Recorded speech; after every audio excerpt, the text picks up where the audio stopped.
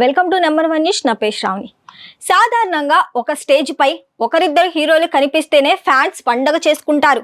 అలాంటిది స్టార్ హీరోలు ముగ్గురు ఒకేసారి కనిపిస్తే మామూలుగా ఉండదు. 3 దశాబ్దాలుగా టాలీవుడ్ లో స్టార్స్ గా చక్రం తిప్పుతున్న మెగాస్టార్ చిరంజీవి, నందమూరి బాలకృష్ణ, విక్టరీ వెంకటేష్లు ఒకే వేదికపై కనిపించి ఫ్యాన్స్ కు కన్నుల విందు చేశారు. తాజాగా దుబాయ్ లో జరిగిన ఐఫా అవార్డు వేడుకల్లో చిరంజీవి, బాలకృష్ణ, వెంకటేష్ పాల్గొన్నారు. అంతేకాకుండా ఒకరినొకరు ఆప్యాయంగా పలకరించుకొని హత్తుకున్నారు. ప్రస్తుతం ఈ ముగ్గురు సీనియర్ స్టార్ హీరోలు ఒకే వేదికపై కనిపించడం సోషల్ మీడియాలో వైరల్ అవుతుంది. ఇలా ముగ్గురు స్టార్స్ ను ఒకే వేదికపై చూడాలని ఫ్యాన్స్ మళ్ళీ కోరుకుంటున్నారు. ఫోటోల్లోనే కాకుండా సినిమాల్లోనూ కనీసం ఇద్దరైనా కలిసి నటించాలని అభిమానులు 3 దశాబ్దాలుగా కోరుకుంటున్నారు. కానీ ఇప్పటి వరకు అది సాధ్యం అవ్వలేదు.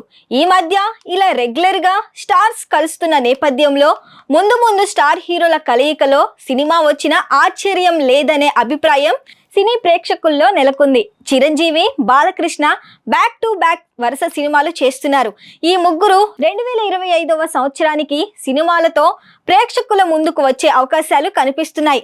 ఇప్పటికే చిరంజీవి విశ్వంబర సినిమా సంక్రాంతికి రాబోతున్నట్లుగా కన్ఫర్మ్ అయినట్లు తెలుస్తుంది. వెంకటేష్ ప్రస్తుతం అనిల్ రావిపూడి దర్శకత్వంలో సినిమాను చేస్తున్నారు. ఆ సినిమాతో సంక్రాంతికి వెంకీ రాబోతున్నట్లు ఇప్పటికే అధికారిక ప్రకటన వచ్చింది.